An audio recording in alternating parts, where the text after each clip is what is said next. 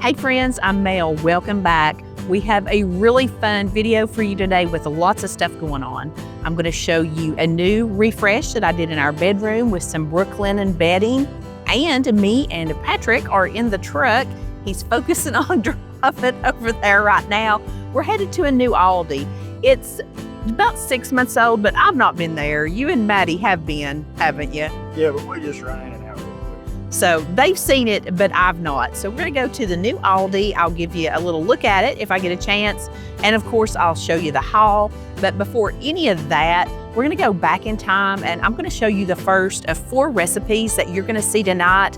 It's stuff that went on behind the scenes in my kitchen throughout the holidays. The whole vibe for today's video is really like a throwback to back before I had a YouTube channel and I just did all the mom things. I bought the groceries, put them up, took care of the home, and I made whatever my family wanted for dinner with no fuss and no frills. I had a great time putting this video together. Patrick's had a great time running around in the snow with me the last few days. We'll give you a little bit of that too. And I hope you guys enjoy it as much as we have. Hello up there, friends. It's a really weird angle. All I'm doing right here is browning up some ground beef for Sloppy Joe's. And I wanted to talk to you about this video real quick. One of the things that I absolutely love about YouTube is trying new recipes. And honestly, isn't that why a lot of you are here? Because you're looking for something new. Also, one of the things that is a drawback to sharing new recipes on YouTube is the fact that we don't get to eat our own favorites that much. Now, I do not in any way, shape, form, or fashion want you to think I'm complaining, because I am not, friends. It is never lost on me the blessing that it is to be able to work from home in my kitchen, doing what I love and making income at it. I love that. So don't think I'm complaining. I'm not.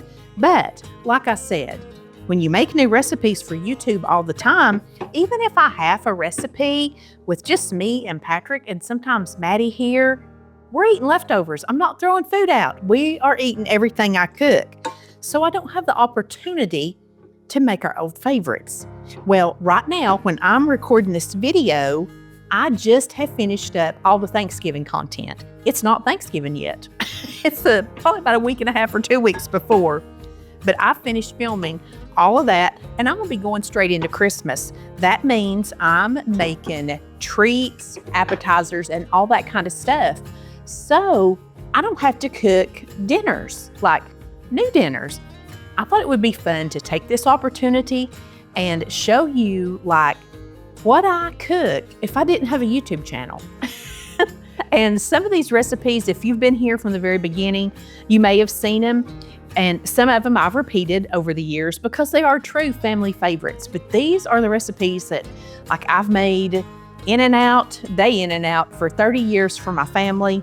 My favorites, Patrick's favorites, Maddie's favorites, probably throw Callie's favorites in here too, even though she's married and gone. But I thought that would just be a really fun thing to do. And friends, it's gonna be raw and it's gonna be real. I'm just gonna throw all my ingredients out here on the counter like I cooked, back when I just cooked for our family, just when I didn't do it to show to all of the world or whatever. We're just gonna have raw, real fun, which hopefully that's what we have here anyway. I don't doctor things up a whole lot anyway. I do try to make it, as pretty as I can. But hey, we're just gonna roll with it today. So let's make our Sloppy Joes. Now you're back down here at an angle you're used to. The little kitchens can be tricky to film in. If you want to show, me and the food at the same time, it's hard. I've got 1 pound of ground beef here, and I put in about half of a small onion. I'm gonna throw in a tablespoon of butter because it's good chopped meat. There's not a lot of fat in it. It's just real good meat. And I just want a little bit more flavor in here. Now I'm gonna put in some diced green bell pepper. This was just some that I had left over one day. Diced it up. stuck it in my freezer. Get that softened up. And I'm going to go ahead and put in a couple little teaspoons of minced garlic. Get that flavor sweated out in that garlic. Right into this skillet, I'm going to eyeball me about 3/4 of a cup of ketchup. Told you we ain't measuring or nothing this week. I'm going to put in a couple of big spoonfuls of brown sugar. I'll probably put more than this after I taste it because Patrick loves the brown sugar in his sloppy joes. Let's get all this mixed up so far. About forgot, I like to put in about a 1/2 cup of water to start with. Going to use a pretty good, generous teaspoon of chili powder. Going to squirt in maybe a teaspoon of just yellow mustard. As much Worcestershire as you want. I'm doing probably a tablespoon to start with. That was Worcestershire sauce to be specific there. Going to crack in a little bit of salt. And a little bit of pepper. And if you like things a little spicy, you could put you some red pepper flakes. I can't talk. Some red pepper flakes in here. And like Tabasco sauce, but I'm not doing that. And now I'm going to put in some tomato paste. And this is some I've showed you before how I like just put it in a bag and freeze it. Then I'm just coming here. I'm just break off whatever I want. It ain't pretty, but it works. It's a real space saver too. Now let's get all of this mixed in here together. Just going to let this come back up to a simmer and reduce down for about 10 or 15 minutes. Then I'm going to give it a taste. I've got some of these Walmart seasoned fries. I'm going to make a little bit of those up. I started just to say, you know, I'll just have potato chips. It's just me and Patrick. But you know what? You do that as you get older and you become an empty nester. You just always do, you know, what's just more convenient and easy. But tonight, I'm going to treat us. We're going to have us some French fries. It's really thickening up. I love it. It's been so long. And I only made half of this recipe. I usually only make a pound. But if you have a larger family, it's real easy to double. As a matter of fact, the recipe that I link below, I'll make it with like 2 pounds. So you can have a really nice big full recipe. Because there's nothing wrong with having leftover sloppy joes. I use it in lots of stuff. If you've watched my channel, you've seen me do a lot of stuff with like taco meat and sloppy joe. Let's let it cool and give it a taste. You can see I left all my stuff out here because I may doctor it up a little bit more. You know what? It's stinking delicious. I don't know if it's just been so long since I had it, or if I just hit the nail on the head the first time. Stinking delicious. I ain't going to add one more thing to it. Just going to turn it down on low, and I'm going to stick a lid on it. Going to let it sit here and get even better while my French fries cook. I'm even going all out tonight and toasting my buns up for myself. Friends, don't these look delicious? You can still see the steam rising off of there if you look real close. Oh gosh. They call them sloppy joes for a reason. So I'm going to eat mine with a fork here for you. Give you a taste test.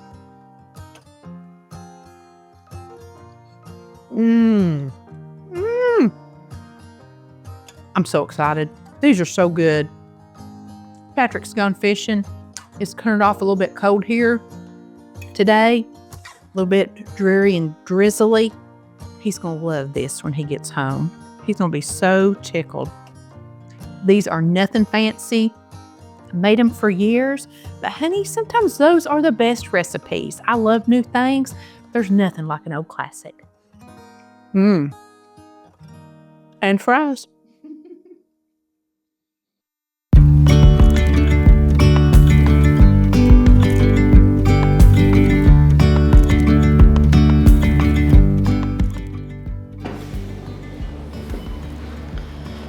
the first thing that I notice when I walk in here is that the aisles are nice and large. You can get 2 buggies down through here.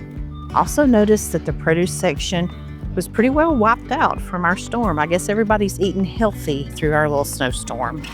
It's laid out pretty similar to our regular Aldi right off the get-go, where you have like the produce and then it goes into bread and nuts and stuff.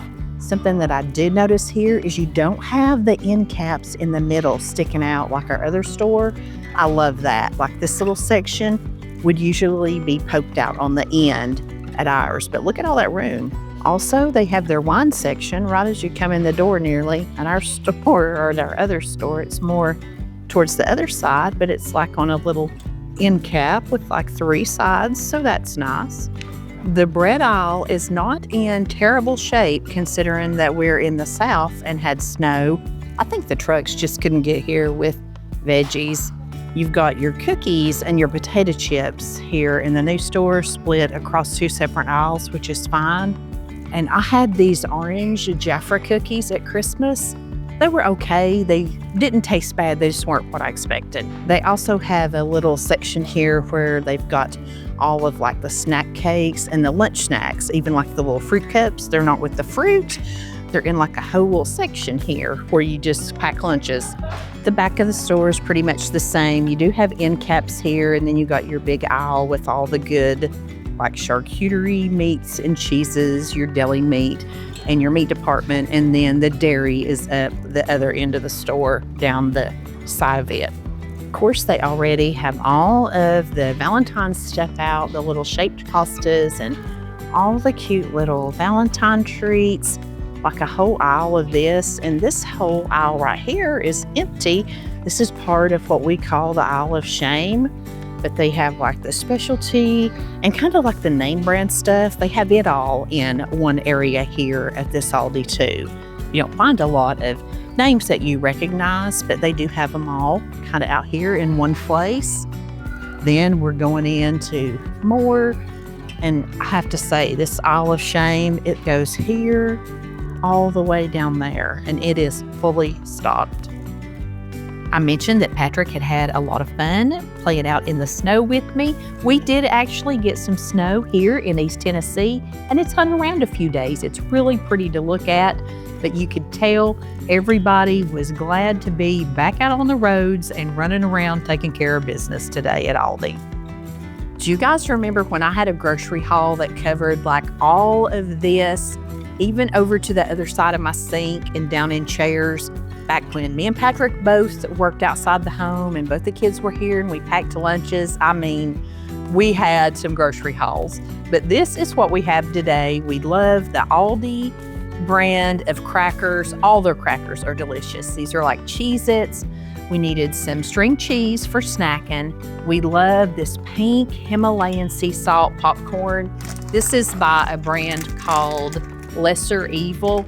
I've gotten it through mail order markets before, other stores. It's just so good and so delicious. We needed some trash bags. We love this white cheddar and black pepper macaroni and cheese. This is so good. I love to make skillet meals and like fold in veggies and like chicken nuggets or chicken tenders cut up in it. They have a lot of different varieties of these at Walmart and Kroger and Aldi. Any of the grocery stores now pretty much make these kind of varieties of macaroni and cheeses. Also did just a little pantry stock up. You can't beat Aldi for their price on stuff like this. And I stocked up on refried beans, fire roasted tomatoes. Aldi has the best price on these and they're so good. I really like their organic black beans, Rotel type diced tomatoes and chilies. And of course, what Southern Kitchen doesn't keep, cream of chicken soup. And it wouldn't be a haul with Patrick if we didn't have some sweets here. He found these. This is chocolate and it's got crunchy peanut butter filled squares. It says it's a new recipe. So he got that one, and then me and Maddie are gonna try this caramel brownie cream filled chocolate. So that is the Aldi haul for today, friends. Now that I've got my groceries put away, I can't wait to share with you guys this new bedding that I got from Brooklinen. Seems like, especially in the wintertime, we are spending more time at home, and I wanted to refresh our bedding, so I chose the Brooklinen Luxe Sateen duvet cover and sheet set. And let me tell you guys, we are loving it and living in it. I picked the color Pebble. It's a really soft sand, sort of a neutral color. It goes with any decor, but Brooklinen has lots of beautiful colors in tones of neutrals and blues and greens. They even have some really pretty pattern prints too. I ordered the Luxe Sateen Hardcore Bundle. With that package, you get, of course, your sheet set, you get 2 extra pillowcases, which is what we always need, and you get a duvet cover. I didn't expect to become a duvet girl, but I am loving this. It's so soft. Now, I'm not one for dramatics, but let me tell you, I have never had a set of sheets or bedding that is this nice and this luxurious. It gets better every time I wash it, and it washes and wears on the bed beautifully. It's no wonder that it's Brooklinen's #1 bestseller. They've sold over 1 million sets of these sheets, and they have 200,000 5-star reviews. And they fit perfect on our adjustable mattress. The fitted sheet has some little labels on each side that say long side or short side, which make it great when you're making the bed. Also, the pillowcases have a very deep pocket, keeps our pillows in place all night long. They're not going anywhere. And if you've ever had a duvet budge up on you inside your cover, you'll really appreciate that Brooklinen has some little duvet ties inside that keeps everything secure and in place. The duvet and sheets have really just a light sheen to them. It's not shiny, but they are just soft and smooth. They're perfect for year-round use. But these last few days, when it's gotten really cold, we've added this Dreamweave waffle bed blanket to ours over the top at night. This is made from 100% Turkish cotton. It's breathable, but it's like thermo technology. It keeps you warm without making you too hot. And it looks really pretty. I got this in the color Slate. It looks really pretty up against the color Pebble. I like it whenever I make the bed. I just kind of fold it and put it back down at the bottom. And I'm already thinking about ordering a set of sheets, either in Slate or in one of their mini vine prints to use this summer and kind of mix and match with what I've already got. Click my Brooklinen link in the description box. Whether it's your first time hearing about them or you're a returning shopper, Brooklinen has something special for you. And then let's get back to the kitchen and make Maddie's favorite. It's a quick and easy lasagna. And I don't think I've shared it with you since I first started sharing recipes on YouTube. Got a pound of ground beef cooking up on top of the stove eye, and you can tell by all these ingredients over here, we're making us a good old-fashioned lasagna today. My ground beef is almost done up. I walked away from it and kind of forgot about it, maybe a little bit overdone in places, but I'm gonna take a little paper towel here and just get up any of the excess grease. I don't really like any grease at all, if I can help it, in my lasagna. There's not a lot of grease in this meat, but anything I can get, I'm going to. Now I'm just gonna make sure that I've got it crumbled up really small. That's another thing. In my lasagna, I like my meat like in little bitty crumbled up pieces. And I also like ground beef. You're welcome to use Italian sausage, ground turkey, ground pork. I'd say breakfast sausage would even be good in a lasagna, but we just really prefer ground beef. I've got a bag here of some diced onions that I cut up here a while back and put in the freezer. I'm just going to put in about yay much of it. That would probably be a small onion or maybe half of a small onion. Then I'm going to take me a good, probably tablespoon of minced garlic and throw it in. Now, let's change up our utensil since our meat's done here. And I'm just going to get that onion softened up and let that garlic get nice and fragrant. And that is not enough onion for me, so I'm gonna put in just a little bit more. So let's just do it all. So yes, it's probably a small onion. Now that my garlic is fragrant, my onions are soft, I'm just gonna take a 24-ounce jar of pasta sauce. Whatever you have in your pantry, whatever you like, is perfect in here. And I have probably put a half a cup of water in this spaghetti sauce jar. We're gonna shake it up really good to get all that sauce out. And I'm just gonna let this simmer here on top of the stove for a few minutes, maybe 5 or 10 minutes, just to let it get heated all the way through. You might hear a little constructionary work in the background. Santa Claus is back there hanging a TV up in Maddie's bedroom. That's, one of the nice things as your kids get older. Sometimes Santa Claus comes a little bit early. You don't always have to wait till Christmas for the big things. While our sauce is heating up, we are going to mix up our cheese mixture, and I'm using a 16-ounce container of cottage cheese. You're welcome to use like a 15-ounce container of ricotta, but honestly, I prefer cottage cheese. And the great thing about this lasagna is it's all stuff that is like things that a Southern cook or really any cook would have on hand. Most people has cottage cheese in their refrigerator all the time. This is hilarious. I need a cup and a half of mozzarella cheese. Look at that little bit that was left in this bag. I don't know how that happened. But it's okay because I had another big bag of cheese. I bet I do know how that happened. Patrick, he's like Chef Boyardee. How you say it? Chef Boyardee? Yeah, he's like Chef Boyardee in here with like frozen pizzas. He can doctor up a frozen pizza like nobody's business. And I bet he just had that little bit left over and just closed it up. Now you're gonna want some Parmesan cheese. If you have this grated kind in the canister, that is perfectly fine. About a quarter of a cup of it. But I had this shredded Parm, so I'm just gonna use some of that. Gotta have the Italian seasoning. The great thing about these old recipes that I've made forever, I just eyeball about a tablespoon. Then, of course, you need an egg to bind all this together. And I'm just gonna get it all mixed up here. This is Maddie's dish. This is her most favorite dish. And if you go back to about the 4th video that I ever put up on my channel about 4 years ago, you'll see a very fuzzy version of this lasagna. Not very good camera work, but the taste is just really delicious still.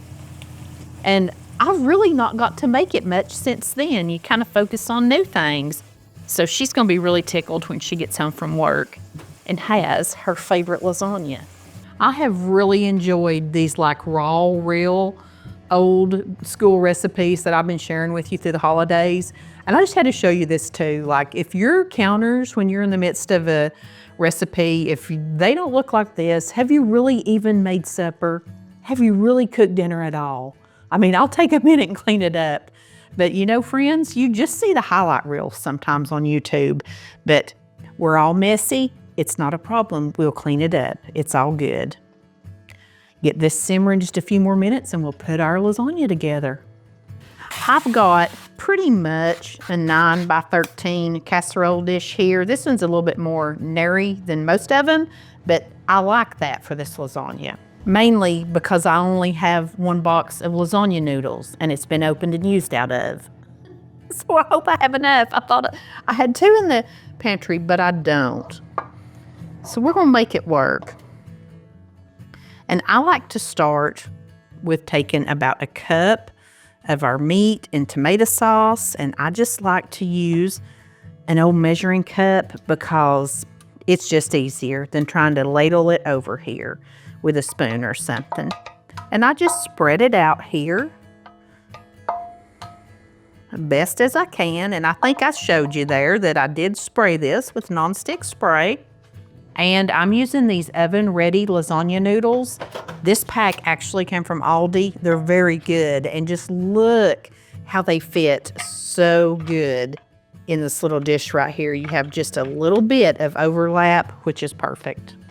Now I'm going to take about half of my cheese mixture, put it here on top of my noodles, and I'm just gonna spread this out as evenly as I can. Ricotta really gets smooth. It has a wonderful taste, but I just tell you, I just really prefer the cottage cheese. I kind of like how it bakes up. I like that you kind of have a little bit of the curd left, and I just really like how it tastes in here. And I think that's what Maddie really likes about this one too, even though she's not a cottage cheese eater per se. I think that is one of the things that she likes about this little recipe. It's so simple, so easy, nothing fancy about it, but she just loves it. I mean, it's delicious. What can I say? I've fed it to my family for like 30 years. Now we're gonna pour some more sauce on here. And I'm using about half of the sauce that I have left in the skillet now. This is just gonna be like a 2-layer lasagna. 2 layers of noodles in here. I think that's about half. Now another layer of the nudes. Look there, I'm gonna have, what, 2 lasagna noodles left. I got really lucky. The rest of our cheese. It's really easy when you get to the second layer, you're just using everything you have left. You don't have to wonder if you've saved enough. There's no going back when you get to this point.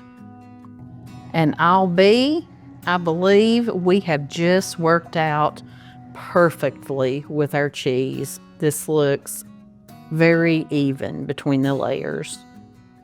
Now I'll pick up my skillet and pour out the rest of this yummy tomato meat sauce. We want it spread out just as evenly as we can get it. And my goodness, it is looking and smelling so good. It's been way too long since I just made this so easy little classic lasagna. Of course, that last layer is always gonna be, about a cup of mozzarella cheese, somewhere in that amount. I'm pretty generous with the cheese on the top because, man, it's just so pretty. It makes it good. If you want to, you can sprinkle you a little bit of Parmesan on top of here with it. I always like to finish mine out with a nice little sprinkling of Italian seasoning. I just think it just makes it look pretty when it bakes up. We don't want that pretty cheese to get burnt, so we're going to cover this with some aluminum foil, and mine is not non-stick, so I sprayed it with a little bit of non-stick spray. Going to cover this up, and I've had my oven preheating to 375 degrees, and I am going to put this big bad boy in here covered for about 30 to 40 minutes. Your sauce is going to help cook those noodles up, and everything's just going to get nice and warm and married up together. Then, when I think it is good and done, I'm going to pull that aluminum foil off, and I'm going to bake it up maybe 10 minutes more. I want that cheese now to get pretty and brown. Might even roll it a little bit if you want to. Now that I've got one mess cleaned up, I'm going to start making another one. I'm going to come over here and chop all of my lettuce up. I've got 3 hearts of romaine, and I think I'm just going to go ahead and chop it all up and get it washed. I like to do all of my lettuce at one time, and I spin it out really good in a salad spinner and get as much of the water off as I can. And then I'll store it in a big Ziploc bag with a paper towel down in it. And sometimes I change that paper towel out after a couple days, and this lettuce stays good pretty much all week long. The hardest part of lasagna is letting it set for like 10 or 15 minutes after it comes out of the oven before you try to cut it. This is Patrick's plate. That first piece is always the hardest to get out. It never looks really pretty, but oh my gosh, look at that. I'm gonna try a bite of his. Oh my gosh. That is so good. I gotta fix me a salad and get me a little slice of this out. If I can get a prettier slice, I'll get a picture of it, but it may not be picture perfect, but honey, it tastes delicious. That is so stinking good. On today's episode of What We'd Eat Every Week if Mama didn't have a YouTube channel, we're making Stella's chicken casserole. This is no fuss, no frills, but absolutely delicious. Starting with a 12.5-ounce can of chunk white chicken breast. I am going to drain this off really well, but I'm going to save the liquid that I'm draining off of this chicken. I'm making mine in a little pie plate, just going to grease it with some nonstick spray. This is plenty enough for my family of about 3 or 4 if we were all here. Dumping that can of chicken right into this pie plate. I like to break up any of the big chunks into smaller little pieces here. Now I'm getting out the mayonnaise. I'm going to use probably a 1/2 cup for this size of casserole. I am scraping the jar on this bottle of Duke's.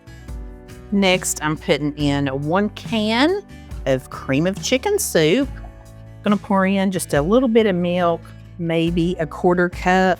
And I like to season it at this layer right here with plenty of black pepper and just a little bit of salt. And get all of this mixed together. I will have you a recipe linked with more accurate measurements. I've just made this for so long. I make this amount for my family. I make a bigger version when I need to serve it for something at church, like whenever we serve families that, have had a death and we're feeding them after the funeral. I make a larger version of this, so I'll have that linked below for you, but this recipe, it's called Stella's Chicken Casserole, and it's named after my good friend Kim, her mom, Stella. This was her recipe. I can't tell you the number of hungry boys that she fed with this recipe and the number of families that have eaten it. Now we're going to pour this mixture right over our chicken. And, you could use fresh chicken if you want to cook up some chicken. But this is exactly how I've made it for years on a busy weeknight when I just needed to come home and be able to put dinner together out of stuff that I had in my fridge and pantry and get it done quick. The pulled rotisserie chickens, you can grab those at Walmart. I mean, this has been a lifesaver for me for years. What really, to me, kicks this little recipe over the top is just putting a little handful of shredded cheddar cheese right over this soup layer. I just had a little bit left in this bag, and I just love it when I can clean out the little bits and bobs in my fridge. For the topping, I love this Pepperidge Farm herb seasoned stuffing. I just cover it, maybe 1.5 cups, maybe 2.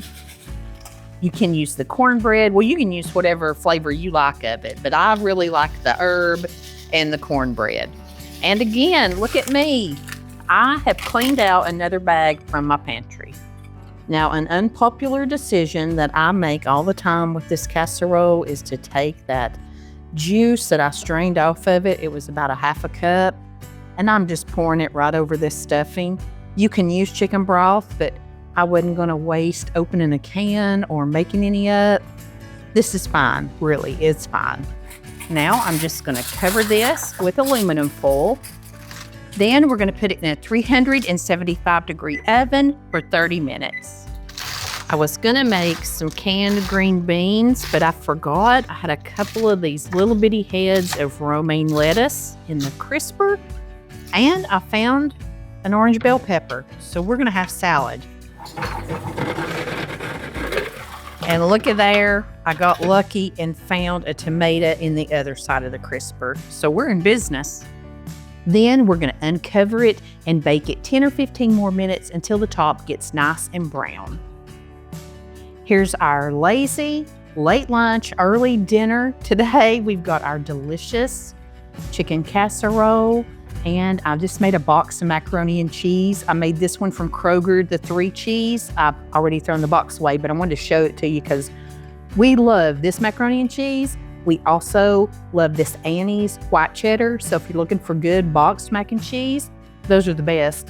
And if you don't melt a piece of cheese on top, did you really make macaroni and cheese? These beauties came out of my wild grain box. They're huge and they're so good. And I've got our little salad bar set up over here, so let's dig in. This is literally the quickest and easiest, most unassuming dinner, but I tell you what, my family loves it. If they could choose anything in the world to have, this chicken casserole is right at the top. It's filling, it's rich, it's creamy, it's delicious. You're gonna love it. Got all my ingredients laid out here. I'm making an old favorite. This is Mary's Meatloaf. If you've never had it, you are really in for a treat today. The very first ingredient is 1 pound of ground beef. You want to use a really good lean, good quality ground beef because this is your main ingredient here.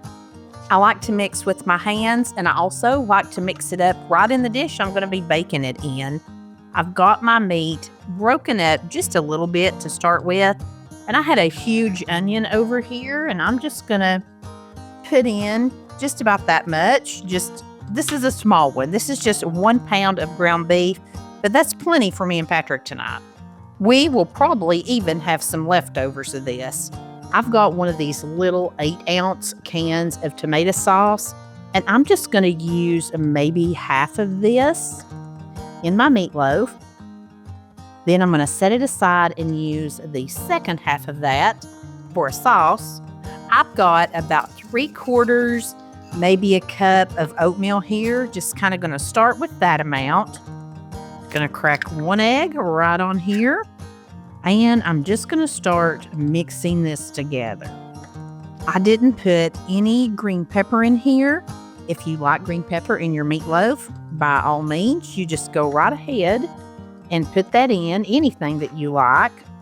Once I begin to get it mixed up a little bit, I season it very liberally with just some good old simple Lowry seasoning salt. It's delicious.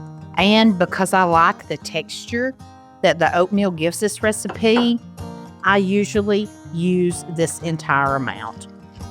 Now I realize this may not be enough to feed your family, so I'll leave you the full recipe linked down below. I also like to make my meatloaf spread out like a small casserole instead of in a loaf. That's just how I like to do it. I'm going to add just a tad more tomato sauce here. And when I was trying to think about how to describe some of the recipes that are in this video for you, it's hard to put it into words. So this is kind of my thoughts about it. And you'll have to tell me if you feel the same way. You know how we make the same recipes over and over? We get in a rut. I mean, I'm a wife, I'm a mom. I've been one for a long time. So we think, okay, I want to try a new meatloaf recipe. So we get the recipe, get all of our stuff. We're real excited to try something new. So we make that new meatloaf recipe. And it's good. Our family likes it and we like it. Nothing wrong with it. It tastes really great. We found something new we can add in. But later that night or even the next day, you get to thinking, all that new recipe for meatloaf did was really make me want my old meatloaf. It's like we get so used to having things just a good old classic way, our favorite way that we like them, and we try something new. And like I said, it's delicious. It's an option. I love to provide variations and options for you, and I like to do it for myself too. But you know, so many times after we make the new recipe, the option, we might make it again numerous times. But a lot of times it just gets us to wanting our old classics again. just didn't satisfy us like the flavor that we're used to. So this is Mary's meatloaf, and this is how I have it in my little pan here. Got my oven preheated about 420 degrees. I'm just gonna slide this in, and one about this size is gonna be done probably in 30 minutes or 45 at the top, low top end of that. So after 30 minutes, I'm gonna pull it out and put a nice little sauce on it, and let's make that sauce right now. For our sauce, I'm gonna use the rest of that little jar of tomato sauce. I'm gonna put it right here where my oatmeal was, but you know what? I probably could have mixed it right up in this can. And this sauce is really what makes this meatloaf delicious. And I put quite a bit of brown sugar in mine because that's how Patrick likes it, so that's how I'm making it. About yay much. I put in about a capful of apple cider vinegar. That just gives it a nice little flavor, and a real technical little squirt or two of just plain old yellow mustard. Now, let's get all of this mixed up, and I just mix it up right after my meatloaf, and then I'll set this in the refrigerator, and I'll pull it out when my meatloaf's ready to top. And I am not going to waste this onion here that I have left. Whoops. That got away from me. So as I was saying, I'm not going to waste this last little bit of onion here. I'm going to throw it all over the kitchen. That's what I'm going to do. I'm actually going to dice it up, and I'm going to freeze it diced up. Y'all know I love to do this. I actually will buy diced frozen onions out of the refrigerated section just to keep on hand. They make quick little helpers for when, you're busy. They're just good to have on hand for, like a time when maybe you need some onion or some produce and you don't have any. And this little cutting board is not nearly as flexible as some of my other ones. But anyway, I just put them down in a little freezer bag. Then I can just zip it up, lay it out flat, get the air out, and I'll store this in my freezer. I have no idea what else I'm going to be making this week. I'm thinking I'm going to be doing a lasagna, but I have no plans, so I don't want these to go to waste. I'm just cooking whatever it is that my family has a hankering for. And I have a feeling Maddie's going to be hankering for a lasagna, so I'll probably need these. If you've been here before, this one is going to be an old hack for you, but I'm going to show you doctored up green beans for any of our new friends here. I just use 1 can of green beans. I don't drain them. I just use the water that's in them. But if you want to drain it off and use water or chicken broth, you're welcome to do that. Seasoned them up really good with some salt and pepper. I like to throw in about a tablespoon of butter. Here's the weirdo ingredient again. It's brown sugar. This is Daddy's meal. This is Patrick's meal right here. He loves this, and he's been out fishing all day, and we're going to give him something good when he gets home, his favorites. I like to throw in just a little bit of the real bacon pieces. Don't use imitation in here. If you got leftover bacon from breakfast, you can use that. And another last little thing I put in here is some Worcestershire sauce. Just a few little dashes, not too much, since this is just 1 can. And I've got this stove eye turned up pretty high back here. I'm going to bring them up to a boil, and I'm going to cook them hard because that's how we do it in the South. Till almost all this liquid's gone, and these are going to taste like they've been simmering all day in a bunch of good stuff. The next little handy thing I'm making is instant mashed potatoes, and I'll show you how my mama taught me to doctor them up, and that's with brown sugar. I'm teasing, I ain't putting brown sugar in these. But what she does do is on the package, these say add 2 cups of boiling water. I only have 1.5 cups in here. I'm going to go ahead and melt some butter in with it. Even though these say they're buttery select, a little extra doesn't hurt.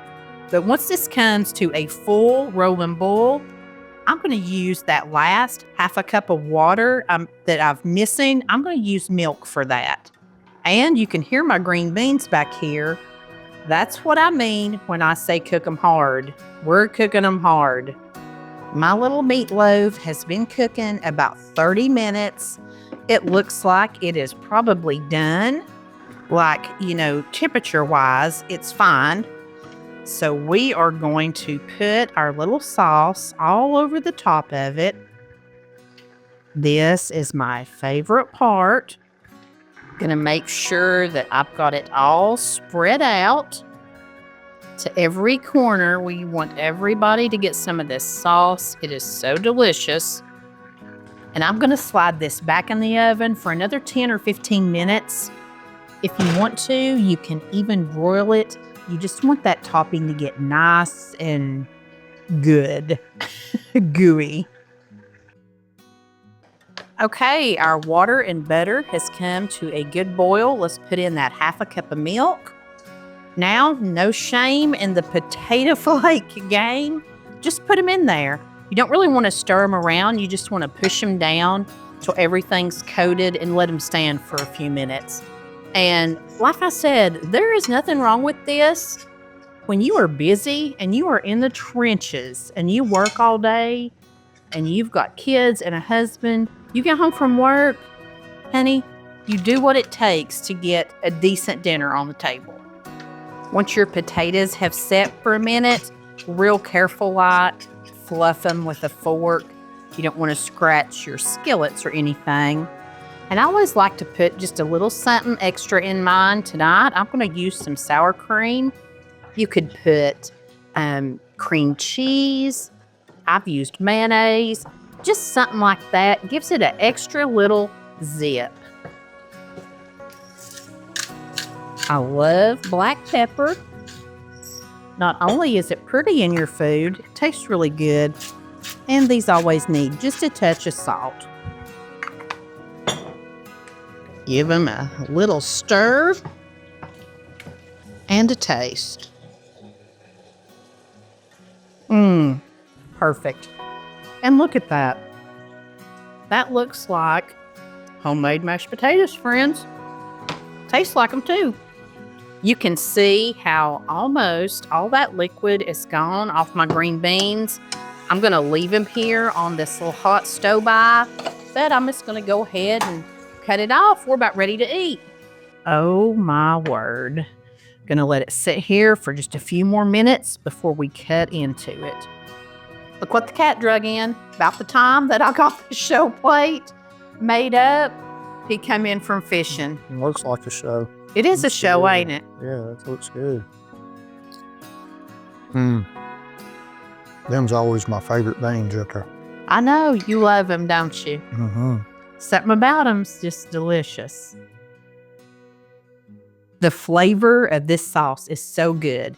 It's kind of sweet and kind of savory, and it gets sort of sticky. We absolutely love it. Oh my God. That's the best meatloaf ever. It is. That's good. That's music to my ears. What is it about the old classic? You just can't beat it, can you? Sorry, I'm eating. You just eat. I'm hungry. Eat up, bear. Eat up, baby. I hope you guys enjoyed tonight's little catch-up, little bit of everything video as much as we did. Don't forget, if you want to check out Brooklinen's amazing award-winning bedding, I've got a link down in the description box for a special offer from them. If you want to see more of my family's favorite meals, check out this video right here. Friends, I'll see you there. Thanks so much for being here. And as always, I send you love from my kitchen.